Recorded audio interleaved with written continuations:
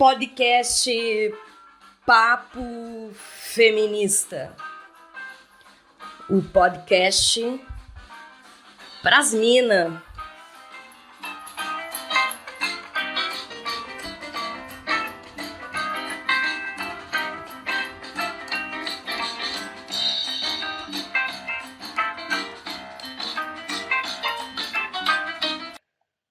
O episódio de hoje é o público e o privado. Um dos temas mais importantes da teoria feminista. Eu vou começar então com vocês, né? Hoje falando sobre esse tema, público e privado. Essa discussão do espaço público e do espaço privado e a divisão sexual que existe dentro da raiz desse problema. Bom, esse é um texto da Flávia Biroli e vou iniciar aqui o podcast apresentando ela. Ela é uma cientista política brasileira, é autora de vários livros sobre a democracia, gênero e mídia, é professora de ciência política na Universidade de Brasília, especialista em teoria política feminista, coordena, junto com Marlise Matos, a área temática Gênero, Democracia e Políticas Públicas da Associação Brasileira de Ciência Política, integrou a diretoria da Associação Nacional de Pós-Graduação e Pesquisa em Ciências Sociais, de 2010 a 2012. Em 2018, assumiu a presidência da Associação Brasileira de Ciência Política, com gestão até 2020. Integra o grupo de pesquisa sobre democracia e desigualdades na UNB, liderado pelo cientista político Luiz Felipe Miguel. Faz parte do grupo de assessoria da sociedade civil da ONU Mulher no Brasil, foi coordenadora da Revista Brasileira de Ciência Política entre 2009 a 2016.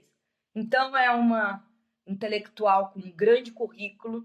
E fica a dica cultural para vocês que Flávia Biroli ela tem a gravação na TV Boitempo de vários episódios que falam do livro, de um outro livro. Então, confiram aí. Sobre o debate na separação de gênero do espaço público e o espaço privado como elemento fundamental de um sujeito político universal é problemático para nós mulheres. A diferenciação social entre homens e mulheres nas sociedades pré-coloniais não se resume na separação do público e privado. Então, essa é uma tradição oriunda da Grécia antiga, matriz fundante do Ocidente, como destaca a filósofa Márcia Tiburi, 2019. A equação política, segundo ela, de Aristóteles, polis é uma cidade-estado e oikos, o território da casa. O primeiro é reservado aos homens e o segundo reservado às mulheres, os escravos e os animais. Economia é um termo que tem na origem da palavra oikos a base da separação entre o público e o privado estão dadas aí e correspondem à diferença entre gênero e classe, bem como cultura e natureza. No mundo da polis grega, se exerce a voz que leva à expressão a partir das... Assim, constitui o reino da democracia ateniense, ocupado pelos homens na ágora, que é justamente o espaço público de encontro entre cidadãos. No espaço da casa, há o trabalho, a procriação e a sustentação organizada da vida. Essa separação entre público e privado coloca homens e mulheres, escravos e animais, em mundos separados. Essa separação rege o pensamento e as práticas ético-políticas da história humana. Público e privado correspondem a mundos habitados por homens e mulheres. Essa estrutura da vida social e da política grega sedimentou-se e continua como base inconsistente em nossa época. Antes de seguirmos, temos que saber em que reino do público se define pela ordem do poder e o reino do privado pela ordem da violência. Então, a Márcia Tiburi diz que a raiz da separação sexual do público e do privado, ela é oriunda lá da Grécia Antiga. Muitos alunos meus já sabem, porque quando eu começo a falar de sociologia do trabalho na vida doméstica, no mundo antigo. E a ideia de economia é a gestão desse mundo privado. E o mundo privado, ele, como a Márcia Tiburi falou, ele é o artigo da Flávia Biroli. Então, voltando aqui, a Flávia Biroli, ela vai nos trazer a ideia de agressões, exploração aguda das relações de trabalho das mulheres. E aí eu uso a citação dela na página 32 do artigo. Em muitos casos, sua integridade individual esteve comprometida enquanto a entidade familiar era valorizada. Então, em nome da família, eu aceito passar por violência doméstica. Um exemplo que se encaixa nessa ideia que a Flávia está nos trazendo aqui. Em nome da preservação da esfera privada, os direitos dos indivíduos na família foram menos protegidos do que em outros espaços, ainda que neles a garantia também fosse incompleta e diferenciadas de acordo com a posição social. Então, essa relação familiar, ela está imbricada de violência, mais uma vez definido aqui por duas autoras, né? Tanto a Flávia Biroli como a Márcia Tiburi. Para título de observação, né? Para quem não conhece a Márcia Tiburi, eu vou passar aqui uma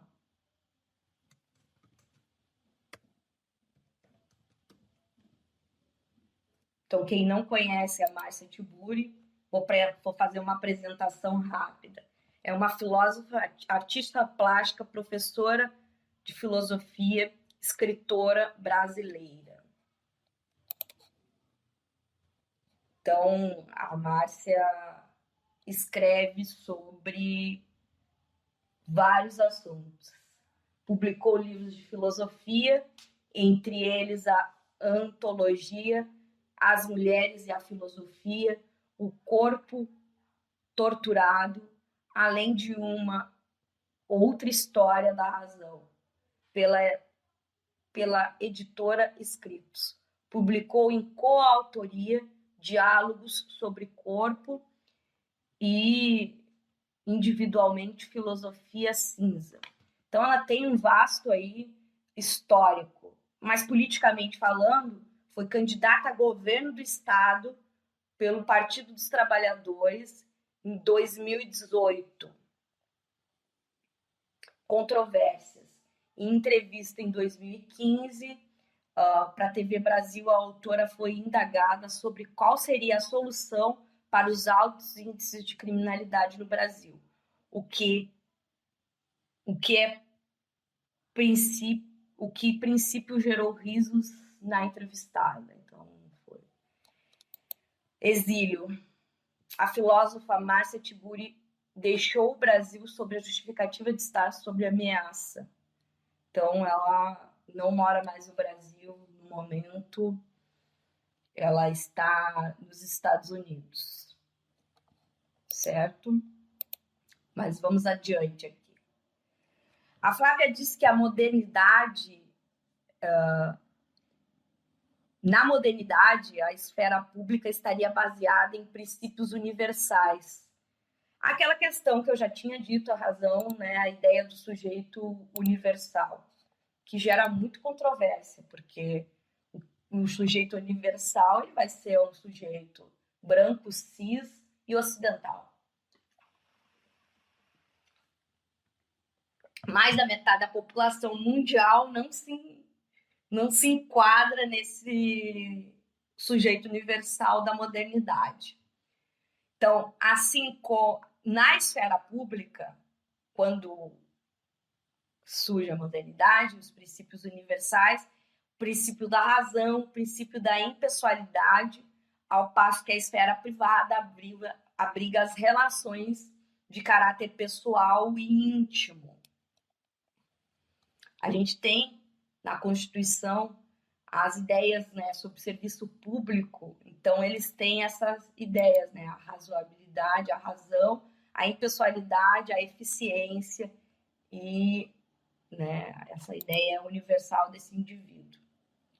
A autora usa o conceito de dominação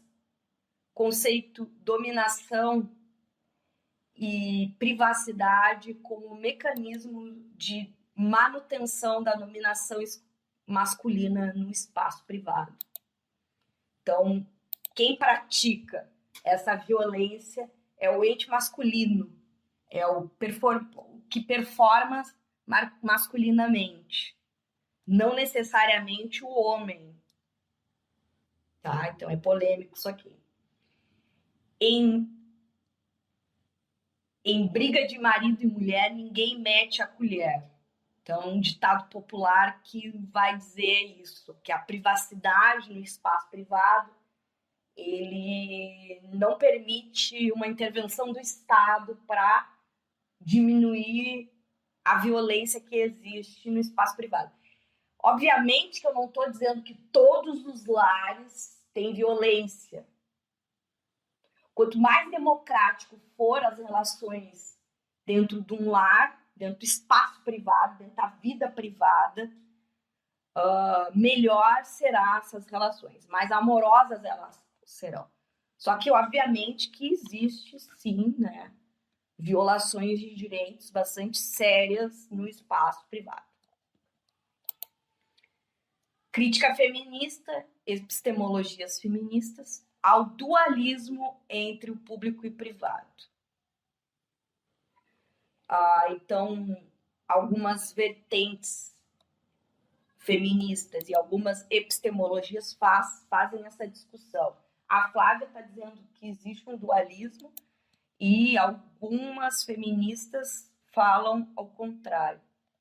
Então, os pressupostos imediatos, fundantes e comuns entre as vertentes feministas estão concentrados na pauta de combate à violência contra as mulheres, a busca pela autonomia reprodutiva e a legalidade na interlocução social e política, nos espaços de decisão, ou seja, os espaços públicos, tecendo assim a posição comum de ações agindo em diferentes frentes para eliminar a opressão masculina enraizadas nas sociedades.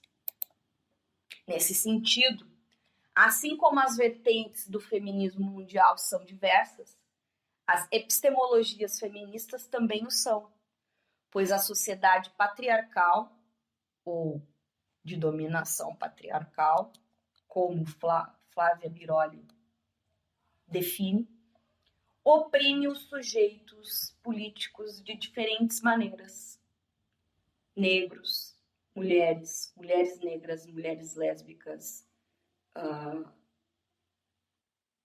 os transexuais. Então, sujeitos que estão fora dessa esfera dominante.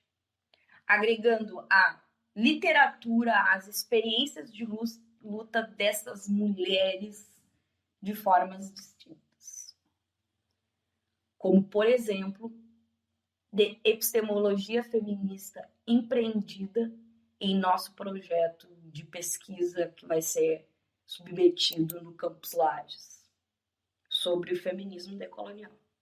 Visão de grande ressonância no século XXI, com suas origens no movimento feminista latino-americano, como destacou Miguel no texto que nós utilizamos como base no nosso primeiro episódio do podcast. Destacando a tendência renovadora para o feminismo transnacional. Então, aqui eu faço uma referência, né, ao meu projeto de pesquisa sobre violência contra as mulheres, que eu vou trabalhar em Lages. Então, a gente lá vai fazer um mapeamento de ocorrências na cidade de Lages de 2018 e 2019. E depois a gente vai fazer um comparativo entre os dados de um ano em relação ao outro. Vamos ver se tem crescimento, se tem diminuição, enfim, vamos ver as consequências desse malefício à sociedade, que é a violência contra as mulheres. Compreende-se como transnacional, a palavra transnacional no movimento feminista é muito importante. Uma ideia que eu trabalhei no artigo A Transnacionalidade da Marcha Mundial de Mulheres. Do local ao global na interlocução entre o Sul e o Norte, 2013. Eu publiquei nos anais de um evento internacional Fazendo Gênero, que é um evento de grande expoente que ocorre em Santa Catarina. E o transnacional quer dizer que ocorre em esfera internacional, em muitos países acontecendo ao mesmo tempo. Então, o feminismo decolonial ele acontece em muitos países ao mesmo tempo.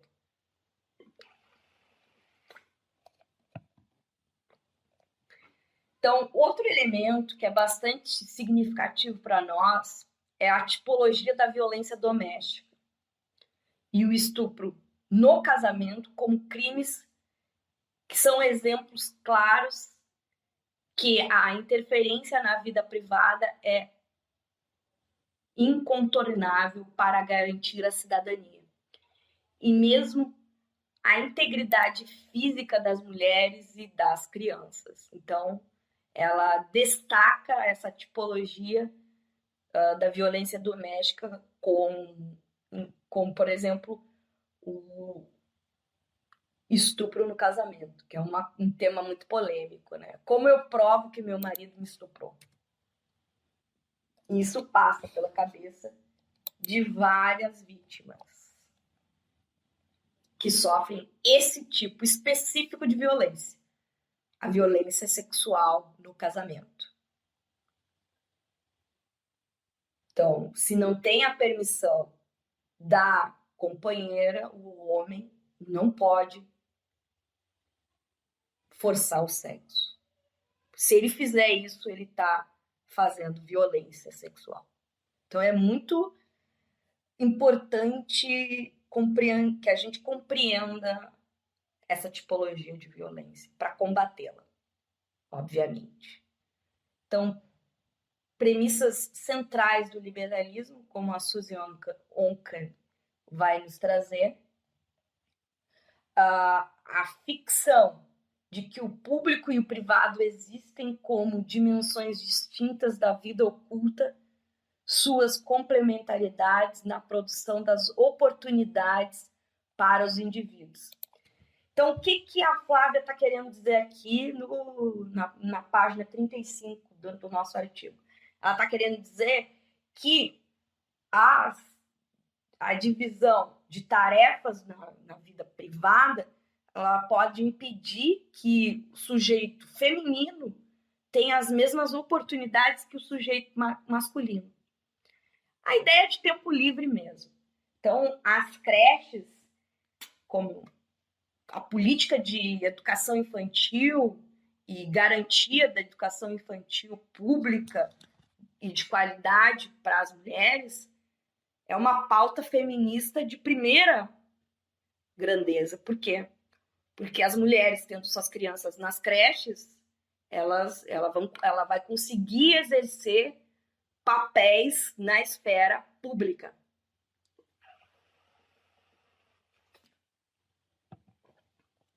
E diminui essa divisão desigual entre o público e o privado.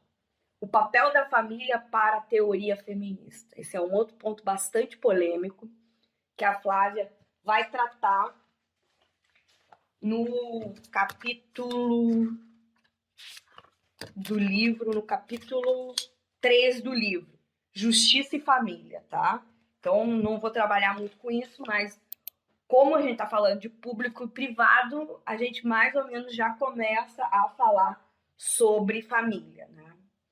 O destaque à singularidade, o destaque à singularidade da experiência das mulheres nesses laços está na base do entendimento e do cuidado com que os outros produzem uma sensibilidade moral singular. Define-se assim um pensamento maternal, entre aspas, que ganhou força em estudos feministas da política na década de 80, a partir dos estudos de Carol Gilligan. Então, nos estudos de Carol Gilligan. O que é que ela está dizendo? Tem a ideia de que as mulheres podem exercer o papel de desvelo, o papel de mãe na política. Então, a gente encontra muitas políticas, muitas mulheres na política dizendo que são a mãe do povo. E aí eu tenho o exemplo emblemático da Eva Perón, na Argentina, que é conhecida como a mãe dos pobres argentinos, utilizando dessa figura maternal do desvelo para exercer um cargo político. E na teoria vai ser chamado de soft politics, políticas suaves, né? Então as mulheres na política, elas podem, é permitido a elas exercer um papel de cuidado, de desvelo, de soft politics. Como se o papel de cuidado fosse um assunto suave para a política, ou um assunto menos importante, né? Então, ela vai dizer que para as mulheres de classe trabalhadora que ganham muitas vezes menos do que o salário mínimo e recebem poucos benefícios, quando os recebem, a inserção no mercado de trabalho não significou a libertação das mulheres, como no caso das mulheres brancas, né? Então, depois ela vai fazer aqui uma referência à privacidade, para quem serve a privacidade. Nas abordagens liberais, a privacidade corresponde à limitação, à intervenção e o controle por parte do Estado. Muitas abordagens nos feminismos destacam, no entanto, que a ausência de Estado não significa garantia à privacidade. Então, eu me lembro que quando na minha história familiar ia ocorrer a separação entre o meu pai e a minha mãe, ocorreu uma discussão privada inicialmente, depois familiar, a minha avó e a minha tia se envolveram na discussão e posteriormente o padre paroquial, né, se envolveu na discussão. Então, ela passou da esfera privada para a esfera pública. O usufruto da privacidade está diretamente relacionado à posição social dos indivíduos. Então, a privacidade ela serve muito mais para os homens cis universais do que para as mulheres. É aquela história. Fiquei bêbada na minha casa, o cara foi lá, forçou o sexo e no final ele diz: eu não vou contar para ninguém. Então a privacidade vai servir para quem nesse caso? Vai servir para a mulher vítima de violência ou para o homem? Então vamos pensar nisso. A privacidade pode, nesse sentido, depender de um menor grau de privatização. O acesso das mulheres, sobretudo as mulheres mais pobres, à esfera pública e à privacidade, por outro lado, ele vai empoderar essas mulheres. Por outro lado, políticas públicas que legitimam a intervenção direta na vida doméstica e familiar, ainda que em nome da proteção aos mais vulneráveis, Conselho Tutelar, Conselho Municipal das Mulheres, podem corresponder a formas de violência simbólica e redução da autonomia justamente dos mais vulneráveis, como negros, minorias étnicas e mulheres. Tá? Então, essa questão, né, dessa dicotomia do debate da privacidade. A privacidade e a intimidade estão vistas em algumas correntes do feminismo como valores fundamentais, enquanto que em outras o problema enfrentado é, diferentemente, a equação entre o espaço privado e a dominação. A visão de que a violência sexual é constitutiva das relações entre homens e mulheres, assim como a identificação do estupro como arma do patriarcado e como arma rotineira de intimidação das mulheres, corrobora a definição de que a privacidade é parte de um ideário que serve à dominação masculina. Sobretudo, no feminismo dos anos 60 e dos anos 70, o afeto, a sexualidade e o corpo foram politizados por meio de manifestações e de testemunhos que permitem levar a público as perspectivas das mulheres em um processo que objetivou, ao mesmo tempo, redefiniu as regras do jogo de conscientização das próprias mulheres.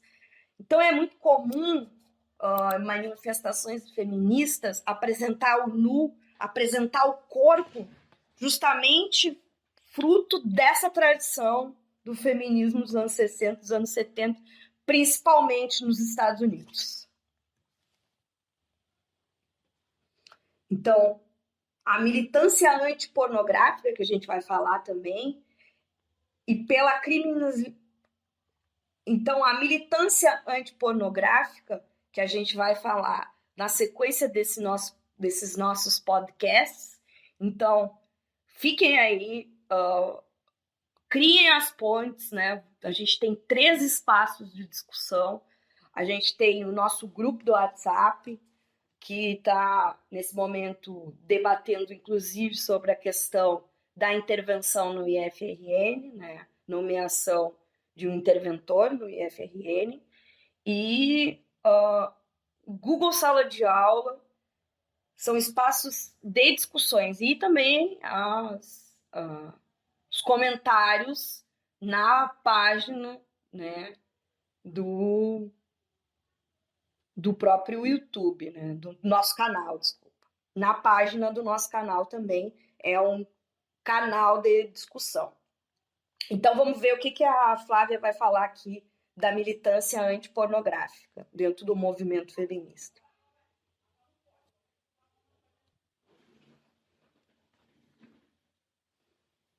A militância antipornografia e pela criminalização do assédio no feminismo baseou-se em grande parte no entendimento de que seria preciso politizar as relações afetivas e sexuais, a partir da experiência das mulheres, rompendo com aquelas situações que lhe roubaram a voz.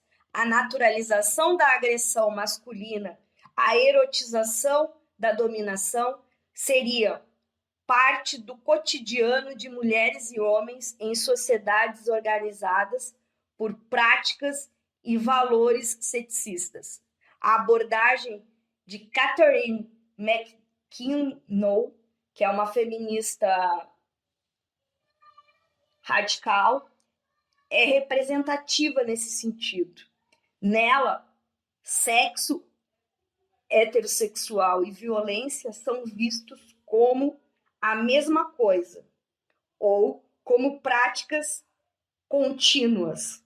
Por isso a ideia de que as mulheres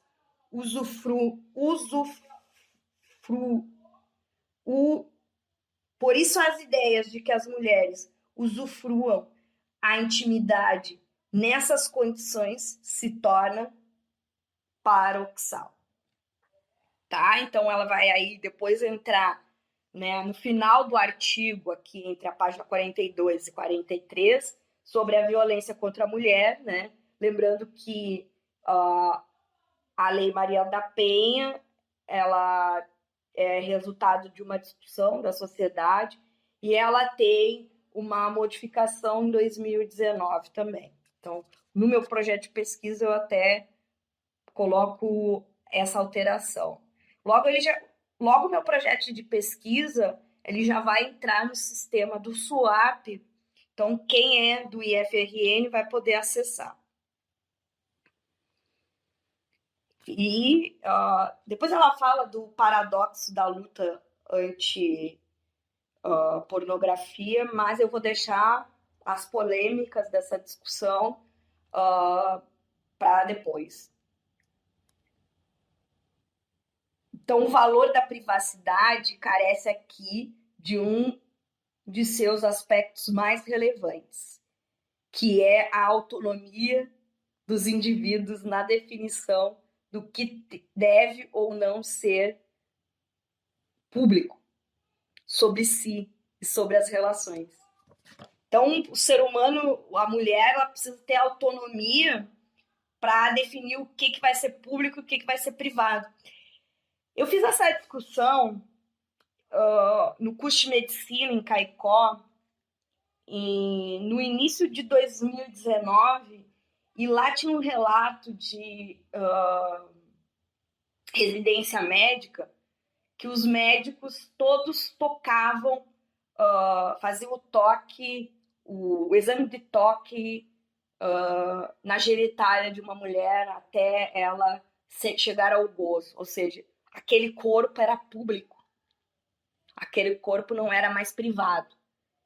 E por que ele era público? Porque aquela mulher, ela era pobre e ela necessitava do hospital universitário para ter acesso à sua saúde ginecológica. Então, será que quanto mais pobre as mulheres são, mais elas têm os seus corpos públicos? E será que a privacidade é fundamental para nós mulheres? Então, é muito plural essa ideia. A garantia da privacidade depende da crítica à dualidade convencional entre o público e o privado, e as desigualdades de gênero e essas dualidades têm tradicionalmente correspondido.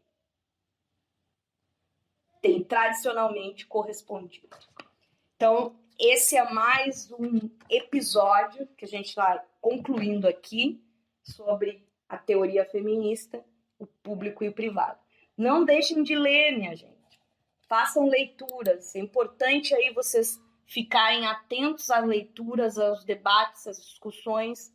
E quem vai fazer o Enem, por gentileza, eu acho que um dos elementos interessantes para o estudo de vocês é fazer resenha desses textos para depois fazer o debate e a discussão. Muito obrigado. Até a próxima semana.